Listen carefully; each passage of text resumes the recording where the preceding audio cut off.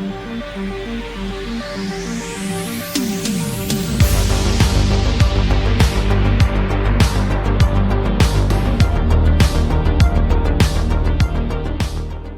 basically dedicated my professional life towards getting developers to be able to build better applications and build applications better by leveraging not just individual data points, kind of retrieved at once, like one at a time, or summed up or grouped, calculated averages, but individual data points connected by relationships, right? And today I'm going to talk about that applied in the world of LLMs and Gen AI.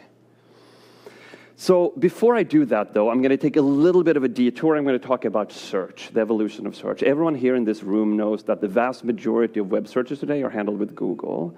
But some of you know that it didn't start that way. It started this way. Who here recognizes this webpage? Right, yeah. Who here recognizes Alta Vista as a name? Like a few people, right? Back in the mid-90s, there was dozens of web search companies, dozens plural, like 30, 40, 50 web search companies, and they all used basically the same technology. They used keyword-based text search, inverted index type search, BM25-like, for those of you who know what that means. And it worked really, really well until it didn't. And the Alta Vista effect kicked in, which was the notion that you search for something, you got 1,000 or thousands of hits back, and you had to look through page after page until you found the result that was relevant to you. The Alta Vista effect, you got too much back from the internet. That wasn't a problem in the beginning, because most of the things you searched for when I went onto the internet in the beginning got 0 results back, because there was no content about that on the internet, right? But the Alta Vista effect, too many search results, was solved by Google. This is Google's press release, mid-2000. They talk about 1 billion URLs they've indexed, right? But they also talk about the technology that they use behind the scenes, the technology called PageRank that delivers the most important search results really early on. In fact, the top 10 blue links on that first page, right? That technology, PageRank, is actually a graph algorithm, which is actually, it's called eigenvector centrality, and the innovation that Google did was applying that to the scale of the internet and the scale of the web, right? PageRank. That ushered in and created, honestly, the most valuable company on the planet for quite some while, the PageRank era, right? That lasted for about a decade, about a dozen years, until in 2012, Google wrote this blog post, which is an amazing blog post, introducing the knowledge graph, things, not strings, where they said, you know what, guys? We've done an upgrade on the back end of our search technology, the biggest one since we invented PageRank, where we're moving away from not just storing the text and the links between the documents, but also the concepts embedded in those documents, things, not just strings. And we all know what the knowledge graph looks like visually. When you search for something on Google today, Moscone Center, just around the corner from here, you're going to get this little panel right on the right-hand side. If you look at that panel, it has a combination of unstructured text, in this case from Wikipedia. With structured text, it has the address, the owner of the Moscone building, that kind of stuff. This thing is backed on the back end by the data structure looking like this, right? It has these concepts, the rings that we call nodes, that are connected to other nodes through relationships. And both the nodes and the relationships have key value properties. You can attach 2, 3, 1,000, 10,000 on both the nodes, and very importantly, also on the relationships. This is a knowledge graph. And that was the next decade or so, 12 years. Of Google's dominance, until a few months ago. A few months ago, at Google I/O, they took the next step, ushered in by the AI Engineers Conference a year ago. Well, not quite, but of course, the entire craze around Gen AI. And this is one of the examples that they did, the classic travel itinerary. They helped me plan out this travel. Everyone here in this room knows that this is backed by an LLM. And it is backed by an LLM in combination with this knowledge graph data structure, GraphRAG. This is ushering in the next era of web search, the GraphRAG era. What I'm going to talk to you about today is how can you use, well, first of all, should you, and if so, how can you use GraphRAG for your own RAG-based applications? So what is GraphRAG, right? It is very, very simple. GraphRAG is RAG where on the retrieval path you use a knowledge graph. Very, very simple. It doesn't say you only use a knowledge graph, but you use a knowledge graph, maybe in combination with other technologies like vector search. So let's take the classic example of a customer service bot, right? And let's say that you are working at a company that is building Wi-Fi routers, for example, right? And you have a bunch of support articles, right? And they've been stored in text files, right? And then you are tasked with building a bot that either gives direct end users access to it or your own customer service agents, employees, like access to this information. And you know how to do this because you live in the LLM world and the Gen AI world, so you're going to use RAG for this, right? And so you have that data. It's text documents. You've added that text onto the properties of particular nodes, right? So you have a node per article, but then you've also said that, you know what, this article is about this particular Wi-Fi product, right? So you have a relation to that Wi-Fi product, and that Wi-Fi product sits in a hierarchy of other Wi-Fi products, and it's written by this particular customer service engineer, you know, that kind of stuff. And then the end user has a question. Hey, my Wi-Fi lights are flashing yellow and my connection drops. Like, what should I do? Something like that. I think we all know how we do this. We vectorize the search, right? We get some kind of vector embedding back. We use vector search to get the core documents. But here's where the GraphRAG part kicks in. You get those core articles back, which are linked to the nodes. Actually, the text is on the nodes. But then you use the graph to traverse from there and retrieve more context around it. Maybe it's not just that particular article for that particular Wi-Fi, but something else in that family. Maybe you use the fact that this particular engineer has very highly ranked content, and then you rank that higher, right? You retrieve more context than what you get out of the ANN-based search from your vector store. And you pass that on to the LLM, along with the question, you get an answer back, and you hand it to the user. So the core pattern is actually really, really simple, but really, really powerful, right? You start with doing a vector search. I think of this almost as a primary key. It's, of course, not a primary key, but almost like a primary key lookup into the graph. You use that vector search. You get an initial set of nodes. Then you walk the graph, and you expand that and find relevant content based on the structure of the graph. Then you take that and you return it to the LLM, or optionally, maybe that gives you 1,000 or 10,000 nodes back, and then you do what Google did. You rank that, you get the top K based on the structure of the graph. Maybe you even use PageRank, right? You get that, you pass it on to the LLM. Really, really simple, but really, really powerful. And then there's a number more advanced patterns, but that's kind of the next talk I'll do in a year. It's more sophisticated graph retrieval patterns, right? But the core one, very, very simple. Okay, so if that's what GraphRAG is, what are the benefits of GraphRAG? When should you use it? When should you not use it? The first and most stark benefit is accuracy. It's directly correlated to the quality of the answer. There's been a ton of research articles about this in the last 6 months, or something like that. I believe the first one was this one by data.world. I just picked out 3 at random here that I like. This is the first one that I know of by data.world, which is a data cataloging company based on a knowledge graph.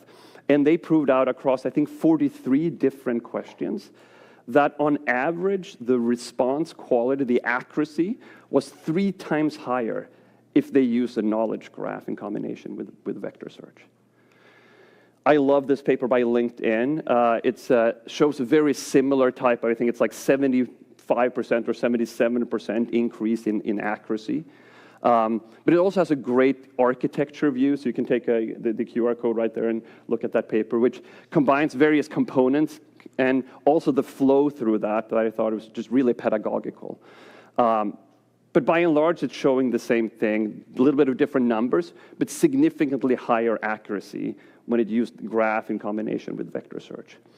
And then Microsoft had a fantastic blog post and subsequently, I think, 2 academic papers. The blog post was in February of this year, where they also talk about the increased quality of response, but also beyond that, hey, you know what? GraphRAG enables us to answer another important class of questions that we couldn't even do with vector search alone, or baseline vector search, or baseline RAG alone. So first benefit, higher quality response back. The second one is easier development. And this one is a little bit interesting because there's an asterisk in there. Because what we hear very clearly from our users is that it's easier to build RAG applications with GraphRAG compared to baseline RAG. But we also hear it's actually hard.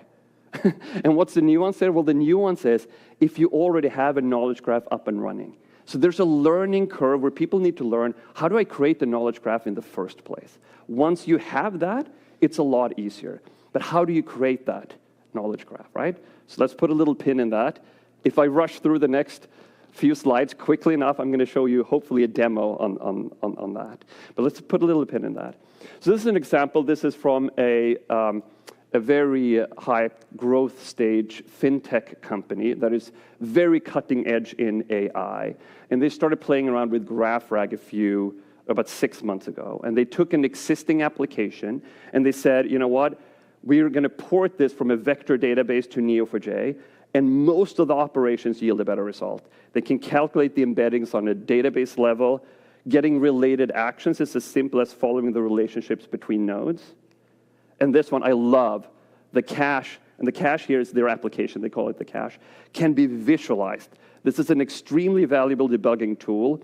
And in the parentheses, I actually already fixed a couple of bugs just thanks to this. Right? Amazing. Like once you've been able to create that graph, it's a lot easier to build your RAG application.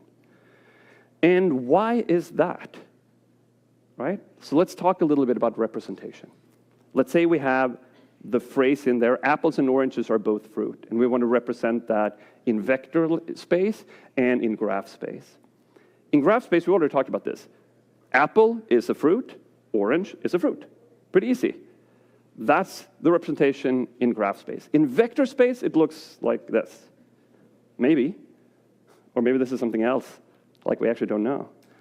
2 different ways of representing that phrase.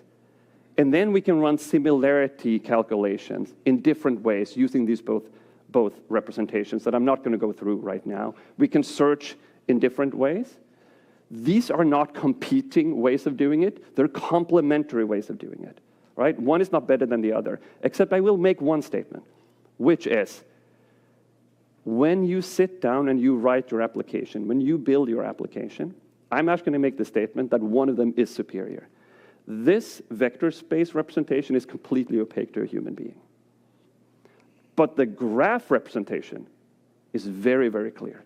It is explicit, it's deterministic, it's visual. You can see it, you can touch it as you build your applications. This is I already fixed a couple of bugs thanks to this. Just by porting it from a vector-only store to GraphRAG, they were able to see and work with the data. And that is really freaking powerful. That shows up in development time as you're building your applications. It's also showing up for our friends in IT who worry about things maybe that is not directly related to building the application, which is explainability, which is auditability, which is governance. That explicit data structure has knock-on effects over there that are really, really powerful once you're up and running in production and you need to be able to explain why something happened. So, higher accuracy, better answers, easier to build once you're through the hump of creating the knowledge graph, and then increased explainability and governance for IT and the business, right? Those are the 3 things. So how do you get started with GraphRAG? Well, I've talked a lot about this already, like how do you create the knowledge graph in the first place? So a little bit of nuance here. So basically, there are 3 types of data out in the world that I care about when I think about knowledge graph creation. The first one is structured data. So this is your data in your Snowflake or something like that, or Postgres, right? The other one is unstructured data, PDF files, raw text from a web page. And the third one is mixed. People tend to call this semi-structured, but it's not. Hit me up afterwards, and I'll tell you why it's not. But basically what this one is structured data where some of the fields are long-form text, right? Basically, we're great in the first bucket in the graph world. It's very easy to go from Snowflake or Postgres or MySQL or Oracle into a property graph model. The unstructured one is really freaking hard, right? It's hard to do in theory. It's also had immature tooling for a long one. The middle one is actually where the majority of at least enterprise production use cases are in the real world. So, man, 2.5 minutes, this is rough. There are two types of graphs, and I'm not going to talk about them. I want to talk about them. Lexical graphs and domain graphs is actually really relevant, but I really want to get to this demo. So I've talked about creating graphs with unstructured information. So we just built this new tool that we launched just a few weeks ago called the Knowledge Graph Builder. And you see it here. Can you see the screen okay? So basically here you can drag and drop your PDF files. You can put in YouTube links, Wikipedia links, or you can point it to your kind of cloud service buckets, right? And it's going to extract the data from there and create the graph. So here I added a few things. I added a PDF of Andrew Ng's newsletter, The Batch. I added the Wikipedia page for OpenAI, and I added the YouTube from Swix and Alessio's, the 4 Wars Latent Space podcast. So I added all that, and I uploaded it into this Knowledge Graph Builder.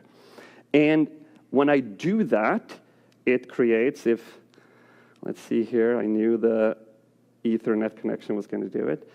It automatically created a little knowledge graph.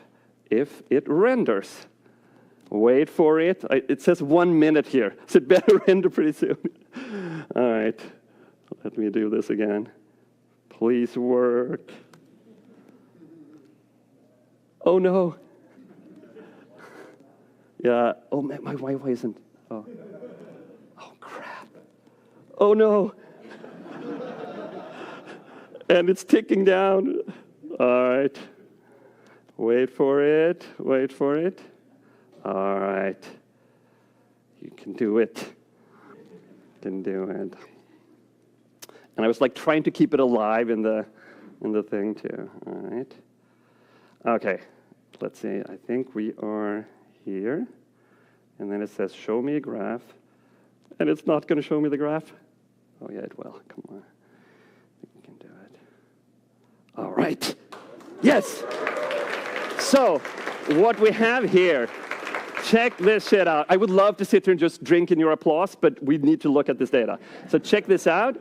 This is the document, the 4 Wars document. Here are the various chunks.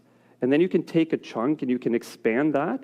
This I put in the embedding, and you can, I'll zoom out here, and you can see that it takes the logical concept elements out of that chunk, right? Machine learning, they talk about something that is developed in a similar fashion. I don't even know, there's some company there, right? And you get that entire graph of all this information. On top of that, I really don't have time to show it, but there's also, I really don't have time to show it, there's a chat bot in here that you can use, and you can introspect the result that gets back. One more second. Take up your phones. If you think this looks cool, take a photo of this QR code, and you're going to have an amazing landing page where you have access to all of this information. You can get up and running yourself. Thank you for the additional minute. Thank you, Emil. Thanks, everyone, for paying attention.